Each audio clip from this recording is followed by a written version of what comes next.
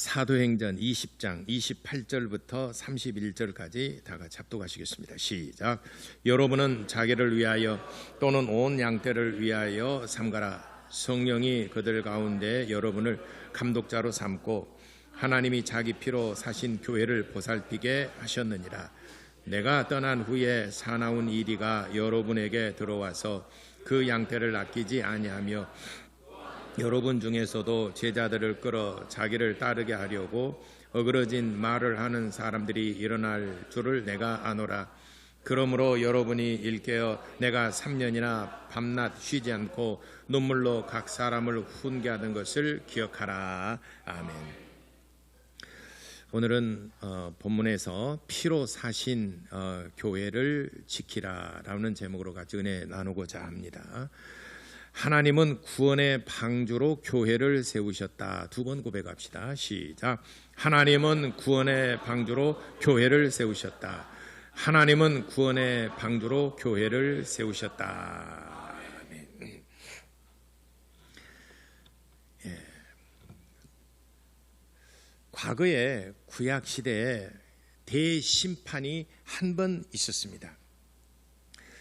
그리고 앞으로 심판이 있을 것에 대해서 말씀하셨습니다. 지금까지 인류의 역사 가운데 심판이 딱 한 번 있었는데 바로 노아 시대 때 물로서 심판한 것입니다. 그리고 앞으로 큰 환난과 심판이 있을 것인데 이를 대비하라. 이렇게 성경은 우리에게 경고하십니다. 노아 시대 때 물로서 심판했는데 무릇 호흡이 있는 것들, 기식한다는 것은 호흡하는 것들, 모든 생물들을 지면에서 다 쓸어버리리라 이렇게 말씀하시고 우리 인간들을 포함하여 모든 생물들, 호흡하는 모든 생물들을 다 멸하실 것을 말씀하셨는데 그러나 그 중에 딱 살 길, 구원받아 생명을 보존하는 길이 딱 한 군데 있었는데 바로 노아가 지은 방주 안입니다. 노아의 방주 안에 들어간 생명체들은 모두 살았습니다. 노아 시대 때 당시에 왜 하나님이 심판을 하시려고 하셨느냐? 그곳에는 그때 당시에 하나님을 멸시하고 하나님을 무시하고 하나님이 없다. 그리고 먹고 마시고 시집가고 장가가고 즐기는 일만 사람들이 일삼았습니다. 물론 이런 것들이 시집자고 장가가고 먹고 마시고 이게 잘못됐다는 게 아니고 이것을 얻기 위해서 하나님을 등지고 떠났다는 것입니다. 모든 사람들이 하나님을 등지고 떠났습니다. 하나님을 찾는 사람이 없어요. 그래서 창세기 6장에 하나님께서 세상을 보실 때에 죄악이 세상에 관영함을 보시고 인간 지으셨음을 한탄하시고 이를 지면에서 물로 멸하리라 이렇게 하나님께서 아주 결심을 하셨습니다. 그래서 물로서 심판하실 때 살아날 수 있는 길은 오직 노아의 방주 안뿐입니다. 그러면 당시에 이렇게 얘기하죠.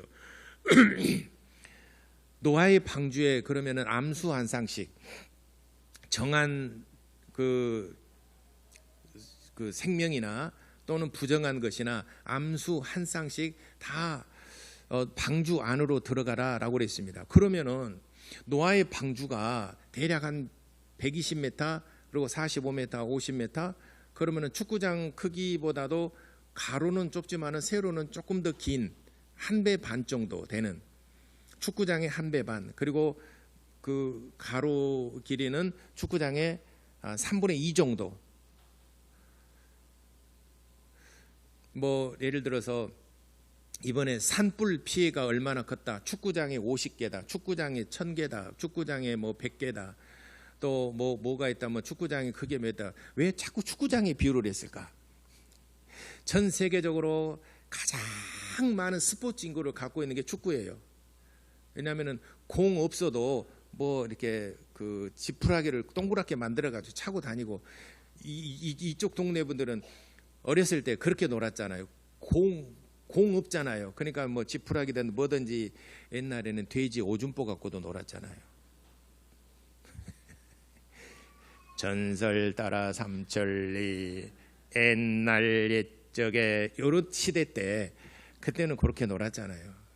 고무공 있잖아요. 아무것도 가죽공 다니고 고무공 하나 통통 튀는 거 하나만 있어도 얼마나 행복했는지 몰라요.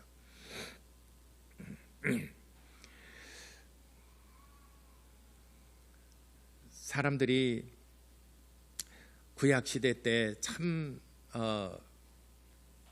즐기고 먹고 마시고 하나님을 등지고 떠난 인간들을 하나님이 심판하시려고 마음에 작정을 하셨습니다. 그래서 아까 잠깐 말씀드렸지만은 축구장에 그러니까 전체 면적은 한 축구장보다 조금 더 큰 평수의 국제 규격 그거보다는 조금 더 큰 가로는 약간 3분의 2 정도 되고 세로는 한 1.5배 정도 되는 크기니까 그러면은 어찌 보면은 그 동물들 암수 한 쌍씩 데리고 들어가라라고 했는데 그러면 그 동물들을 전부 다 어떻게 그러면은 어떻게 그 많은 짐승들을 다 들어가게 할 수 있겠습니까? 야 이거는 허구 픽션이지 않느냐라고 저도 가끔 생각을 해봤어요. 야 이렇게 근데 그 노아의 방주와 크기를 똑같이 그 성경에서 말하는 치수 그대로 실물로 우리나라는 없어요. 실물로 만들어 놓은 게 미국에가 있어요. 거기는 뭐 이제 기독교 국가이기 때문에 나라 그 주 거기가 말하자면은 켄터키 주회가 있어요. 켄터키 주회가 있는데 켄터키 주지사 켄터키 주와 교회 연합 단체가 공동으로 협력해서 만들어 놓은 그 노아의 방주 실물 크기가 있어요. 제가 이전에 가지고 한번 영상 만들어서 여러분들에게 한번 보여드렸죠. 야 어떻게 그렇게 다 들어갈 수 있을까? 그러면은 그런 의심하지 말고 일단 비행기 타고 켄터키 가가지고 켄터키 치킨 1호점 가서 딱 닭 먹고 그리고 그 차를 운전해서 그 노아의 방주 딱 들어가 보세요. 딱 들어가서 보고 구경하고 나온 순간에 성경이 맞다 인정할 수밖에 없어요. 실제로 보게 되면 야 진짜 저는 그렇게 생각을 해요. 성지순례는 이스라엘과 요르단과 로마 또는 그리스, 터키만 있는 게 아니라 그 노아의 방주를 꼭 봐야 되겠다. 창세기 노아의 방주 꼭 봐야 되겠다. 여러분이 혹시 가게 되면은 거기는 여러분 뭐 친지분들이 있으면은 나 거기 좀 데려다 달라 그래서 노아의 방주 꼭 한번 들러서 한번 감상해 보시기 바랍니다. 그러면은 성경에 암수 한 쌍씩 그 짐승들을 데리고 들어가서 약 한 1년 정도 삽니다. 대략 한 1년 정도 그 방주 안에서 사는데 성경이 맞다. 들어갈 수 있다. 충분히 들어갈 수 있다. 라고 하는 것을 인정할 수밖에 없습니다. 실물로 보지 아니하고 그러니까 우리 머릿속으로 생각하면 어떻게 그걸 다 들어갈 수 있어? 축구장 안에다가 어떻게 그걸 다 넣을 수가 있어? 라고 이렇게 생각하는 사람들은 500만 원만 투자하게 되면 미국 갔다 와서 놀고 실컷 놀고 켄터키 프라이드 치킨 내가 저기 벨기에 그때 선교 갔을 때 KFC가 있어요. 그래서 이게 KFC가 있네 했더니 이게 KFC가 뭐냐면은 코리아 프라이드 치킨. 한국 그 프라이드 치킨이 최고로 아주 한류 뭐 문화 있잖아요. 이런 열풍이 불어가지고 유럽에까지 강타해서 KFC를 바꿨어요. 코리아 프라이드 치킨이라고 그래서 KFC. 그렇게 한국이 위상이 대단하고 인기가 좋습니다. 근데 그러니까 노아의 방주 시대 때 노아 시대 때에 구원받은 사람은 오직 노아의 방주 안에 들어간 사람만 구원받았습니다. 그 외에는 지면에 있는 모든 호흡이 있는 것들은 전부 다 목숨을 잃었습니다. 오늘날 신약 교회는 그러면은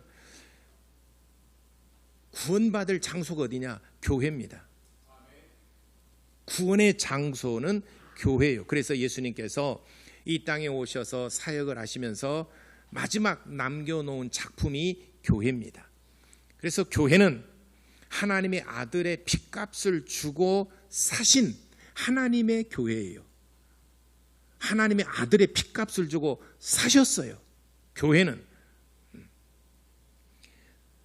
그래서 구약의 노아 시대 때 방주가 구원의 장소라면은 신약 교회 시대 때는 교회가 구원의 장소입니다.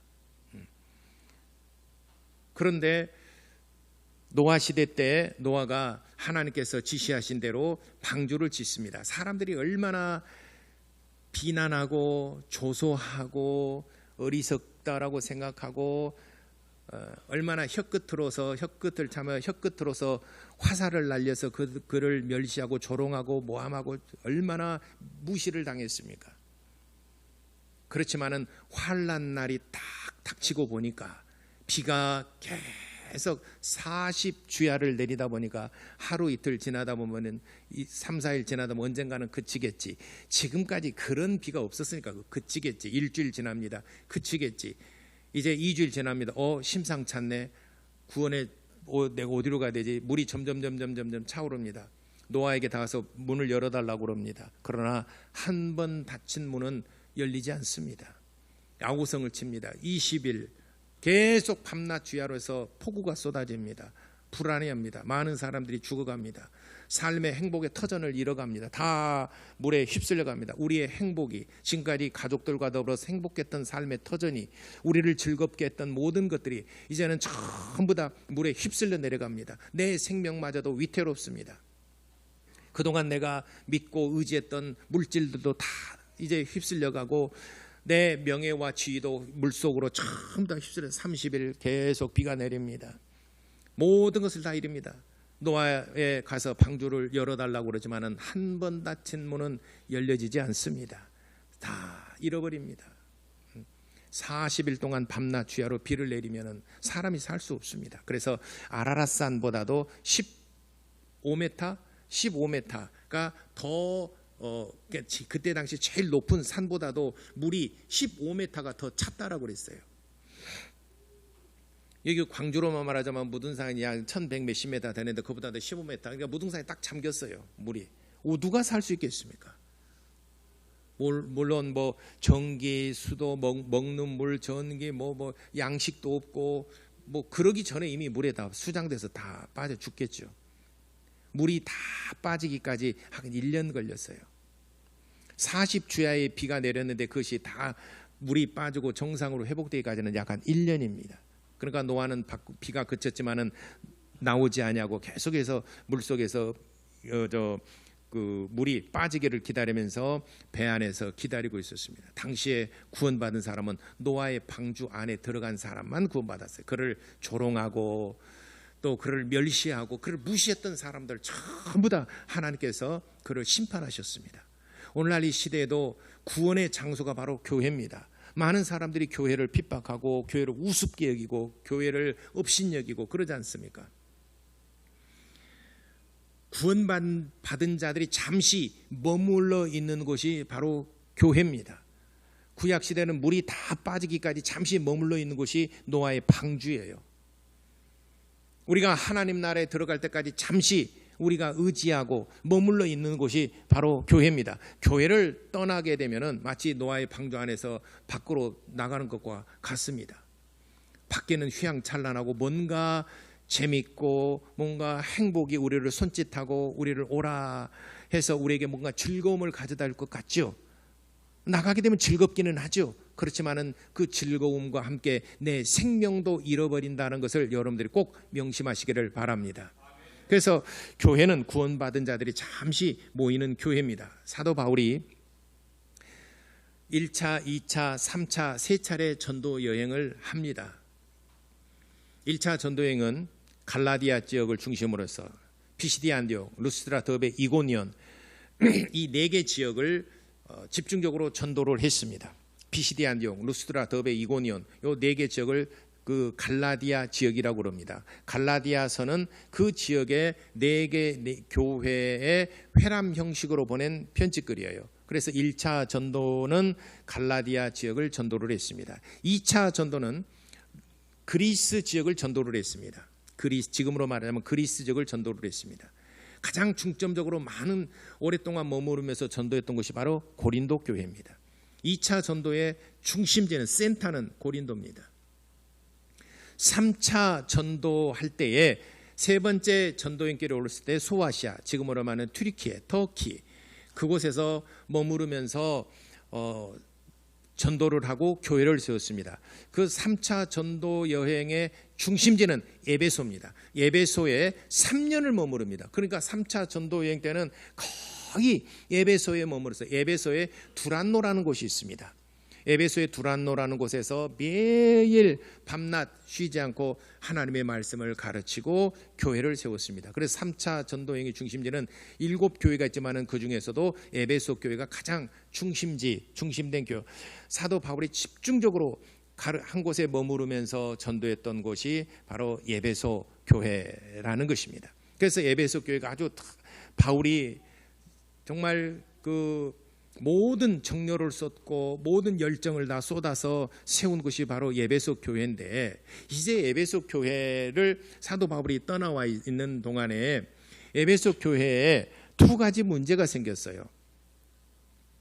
그래서 첫 번째 문제는 29절에 내가 떠나온 후에 외부에서 사나운 이리가 여러분에게 들어와서 그 양떼를 아끼지 않으며 외부에서 들어와서, 그러니까 외부적인 핍박이 있었다는 것입니다. 이리가 와가지고, 그러니까 이리가 와서 짐승들을 잡아먹어 벌써 사정 봐줍니까? 인정 사정 보지 아니하고 자기 배를 채우기 위해서 막 잡아가지 않습니까? 제가 어렸을 때 10살 때까지 시골에서 자랐는데 그 저녁에 매일은 거의 많은 날 동안 그 저녁에 닭이 막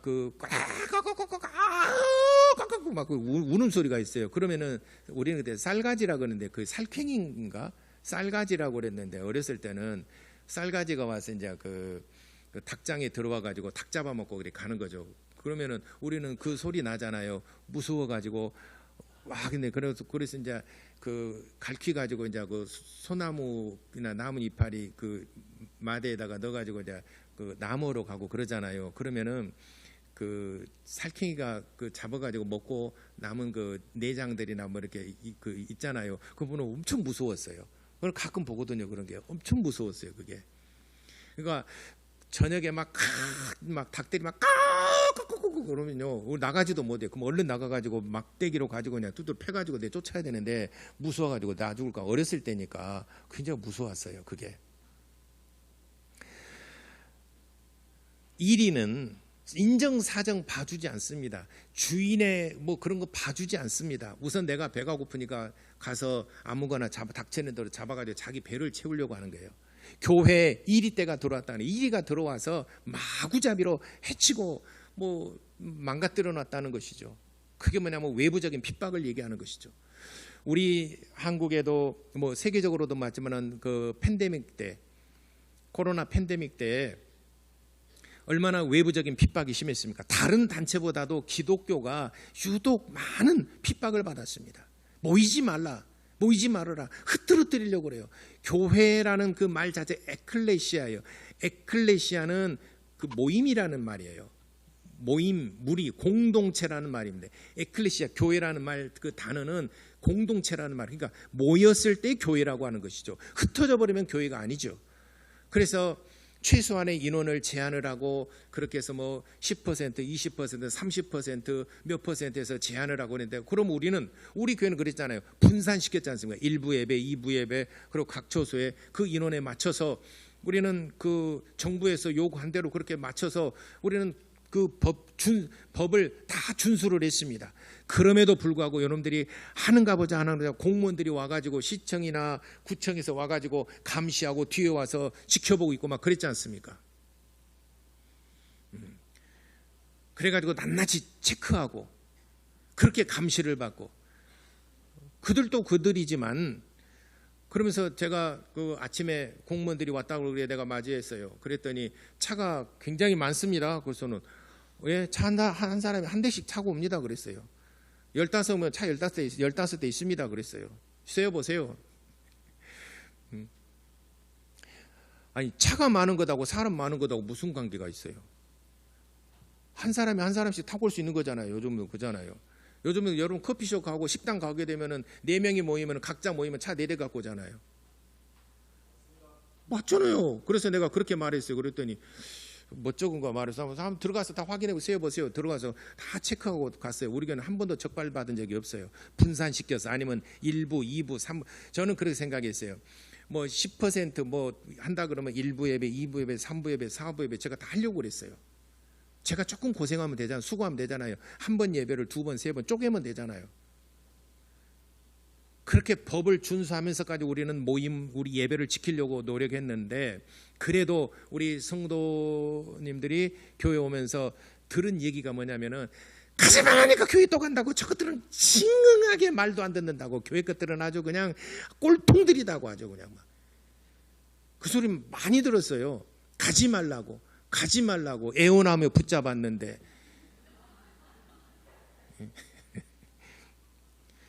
그래도 우리가 배운 것은 성경에서 말씀하신 것을 지키려고 모이기 위해서 예배하기 위해서 이렇게 모이고 그래서 온라인 예배는 진짜 기저질환이 있고 노약자들이나 올 수 없는 형편인 사람들은 온라인 예배를 드리십시오. 그래서 온라인 예배를 그때 만들었죠. 그러나 올 수 있는 사람들은 1부 예배, 2부 예배, 장소, 처소를 다 분산시켜서 예배를 드렸습니다. 그럼에도 우리는 그렇게 법을 지키려고 했어도 외부에서는 교회를 얼마나 많이 핍박을 했어요. 혹시 그러다가 어느 교회가 이렇게 그 감염이 돼가지고 뭐 몇십 명이서 팬데믹에서 막 감염이 되고 막 이러잖아요. 그러니까 모이지 말라 그랬잖아 하면서 교회를 향해서 얼마나 저 핍박을 그런 것들이 교회가 전체적으로 다운되고 교회 그 분위기가 다운되고 얼마나 많은 외부적으로 핍박을 받는 그게 바로 이리떼들의 공격인 것입니다. 분위기를 가라앉히고 또는 외부에서 이단들이 싹 들어와 가지고 이거 속살거려 가지고 교회를 막 쑥대밭으로 만들어 보려고 하는 그런 무리들이 있습니다. 세상의 핍박, 세상의 권력과 정사와 권세와 힘으로써 교회를 억압하려고 하는 것. 교회는 힘이 없지 않습니까? 그 법을 준수하고 지키려고 애쓰고 노력하는데 그러나 세상 사람들은 그런 사정과 형편을 모르고 무조건 성경책 들고 그래서 성경책 들고 다니는 것 자체 가지고 그냥 뭐 이상한 분위기로 막 몰고 가고 그랬지 않습니까? 그러니까 성경을 다 감추고 가고 성경 놔두고 오고 성경을 휴대폰으로 가지고 오고 그런 분위기가 굉장히 많았지 않습니까? 외부적인 핍박이 우리 한국교회 우리 교회도 물론 그런 많은 핍박을 당했지만은 외부적으로 당하는 어떤 그런 그 이리떼들의 공격들. 그러니까 우리는 위축될 수밖에 없습니다. 그래 한번 해보자고 팔 걷어붙이고 뭐 싸울 수도 없는 것이 교회지 않습니까? 목사가 예를 들어서 다른 사람들이 와서 교회에 막 이렇게 얘기하고 그러면요 내가 세상 사람 같은 팔 걷어붙이고 내가 얻어맞든 때리든 뭔가 한번 해보려는데 목사가 또 험악한 말을 또 배운 적도 없고 험악한 말을 배우는 학교를 다닌 적이 없었기 때문에 저는 안 배웠어요. 그렇다 한달 막 그 부글부글 끓어 속을 끓어놓은 것을 또 목사기 때문에 또 내가 막 또 덤비잖아요. 그러면 목사가 또 그런다고요. 맞지요? 여러분 장로님도 그러잖아요. 장로가 돼갖고 그런다고. 저는 국회에서도 보게 되면 당신 교회 다니면서 하나님 믿으면서 그러냐고 막 그것도 이제 그렇게 또 막 쏘아대지 않았습니까? 다 교회를 향한 외부의 핍박. 에베소 교회도 외부에서 많은 핍박에서 이리 같은 사나운 짐승들이 교회에 모이는 것은 뭡니까? 양이지 않습니까? 양과 이리가 싸우면 절대로 양이 이리를 이길 수가 없어요. 예수님께서 12 제자를 부르시고 그들에게 말씀하시되 내가 너희를 세상 가운데 보냄이 마치 양을 이리 가운데 보냄과 같도다라고 그랬습니다. 이는 하나님께서 그의 아들을 세상에 보내실 때 세상은 이리 때와 같고 예수님을 어린 양으로 비유를 했던 것입니다. 그러면은 양이 이리를 이기는 방법은 딱 한 가지 방법이 있어요. 어려워요. 양이 이리를 이기는 방법 딱 한 가지 있어요. 근데 이기는 방법이 상당히 어렵습니다. 어떻게 이기느냐? 먹히는 겁니다. 나를 잡아 먹고 이리가 양의 속성을 나타내는 것입니다.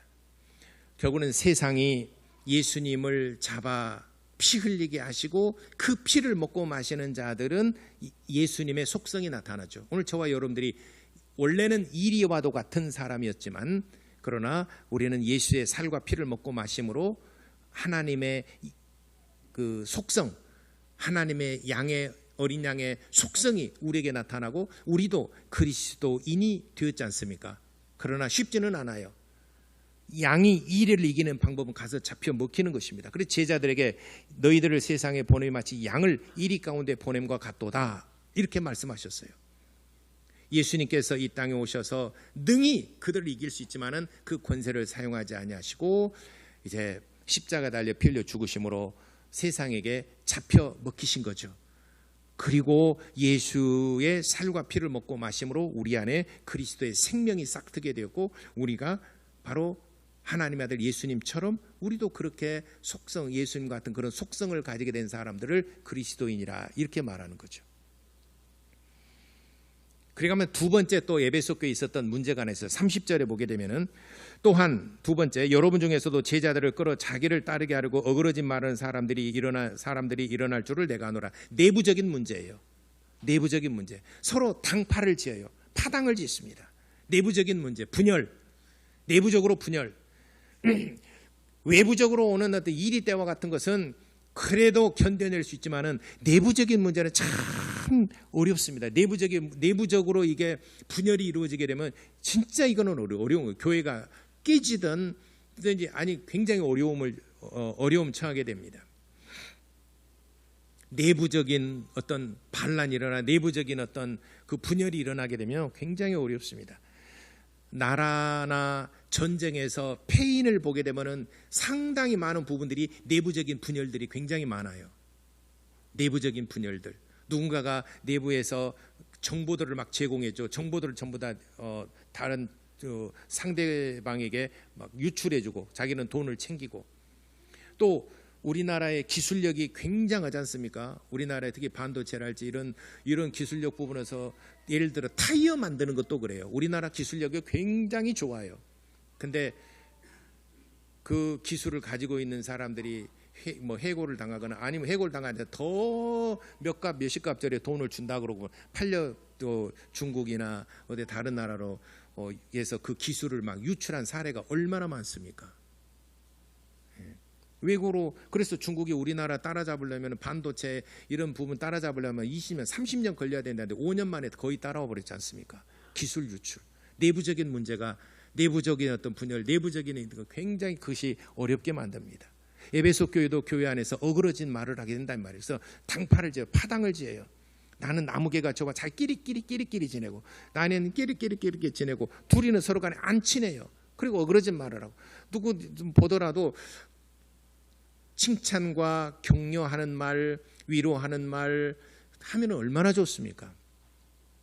그런데 어그러진 말을 하면 어그러진 말은 이 톱니바퀴가 이렇게 정상적으로 돌아가야 되는데 어그러진 말을 한다. 안 맞다 이 말이죠. 삐걱삐걱 돌아가지 않는다는 말이죠. 어그러진 말을 한다. 정상적이지 않는 말은 누구를 비방하고 누구를 폄훼하고 누구를 이렇게 낮게 말하고 누구를 모욕하고 이런 말들을 한단 말이죠. 언젠가는 돌고 돌아 자기 귀에 들어와요. 그럼 그 사람하고 원수지간 되는 것입니다. 그런 사람들 그런 학교를 다 다녔나 봐요. 어그러진 말을 하나 욕을 진짜 잘하는 사람들 기도 안 해도 막 욕이 진짜 막 나오는 사람이 있어요. 주변에 보면은 어그러진 말을 하는 사람.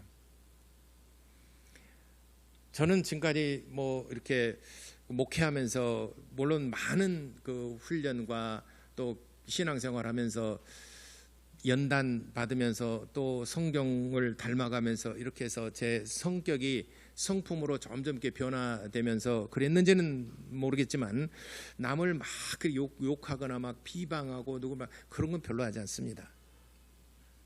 좋은 말은 많이 합니다. 저는 외부에 갔을 때 뭐 이게 얘기하다 보면 우리 교회 자랑 많이 하고 우리 교회 특히 장로님들 진짜 저는 내 마음에 입 빠른 소리가 아니고 진짜 우리 교회 장로님들 잘하고 계십니다. 그래서 자랑을 합니다. 우리 교회 장로님이 이런다. 30년 목회하면서 한 번도 저한테 뭐 어려움이나 뭐 이렇게 반대하거나 뭐라 그런 분 없다. 교회가 분열되거나 어려운 일들을 만나는 거 보게 되면은 교회 누가 제일 어렵게 만듭니까? 앞에 딱 앉아있으니까 말을 못하지만 장로 권사님들이 제일 많이 하지 않습니까? 오래되신 분들이 사실은 또 많이 하지 않습니까? 그만 일도 많이 하지만은 일도 많이 하시는 분들이 앞에서 뭔가 부딪혀버리게 되면요 굉장히 타격이 큽니다. 근데 우리 교회는 장로 권사님 한 번도 그런 일이 없기 때문에 30년 동안 순탄하게 왔고, 그래서 팬데믹 한 3년 4년 동안 우리 교회는 오히려 더 성장을 하고 더 단단하게 다져진 계기가 되었지 않습니까?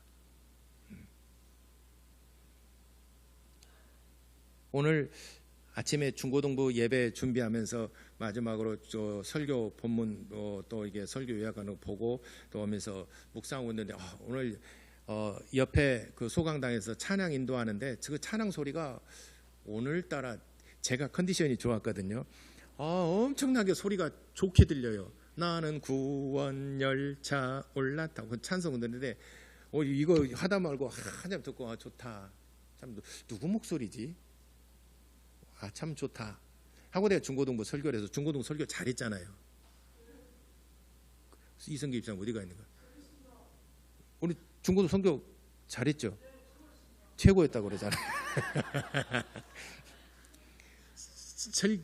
오늘 찬양 듣고 들으니까 나는 오후에 오늘 이 설교도 잘한 게 오늘 난 조금 사실은 염려를 많이 했거든요. 내가 그 얘기했죠. 내가 잘할 수 있으려. 근데 괜한 생각에서 너무 잘하니까 그냥 내가 기도 요만큼 했는데 요만큼 한 효과가 막 있고 막 그러잖아요. 여러분 교회에서 어그러진 말이나 파당이나 당을 짓거나 또는 뭐 어그러진 말을 하거나 하지 마세요. 항상 사랑, 칭찬, 격려 서로 연합하세요. 에베소 교회가 가장 그 사도 바울이 그렇게 정말 그 땀과 노력과 온 힘을 기울여서 여기 31절에 그랬지 않습니까? 내가 3년이나 밤낮 쉬지 않고 눈물로 각 사람을 훈계하던 것을 너희가 좀 생각해 줘라, 기억해 줘라. 내가 얼마나 노력하고 얼마나 애써서 너희들을 내가 양육하고 했던 것인가 기억하라. 근데 지금 교회가 어려운 환경, 어려운 그에 처해 에베소 교회가 어려움에 처한 것은 외부적인 어떤 이리 때와 같은 핍박도 있고 내부적으로도 그걸로 인해서 분열되는 사태가 있는데, 예를 들어서 팬데믹 때문에 교회 모이지 말자 그렇게 했는데 어떤 사람들은 그래도 우리는 끝까지 모여야 된다는 그렇게 말하는 사람이 있을 것이고, 우리가 정부 방침인데 우리가 너무 그렇게 세게 나가지 말자라고 두 파당은 나눠질 수도 있어요. 교회마다. 그렇죠. 그럴 수도 있는 문제지 않습니까?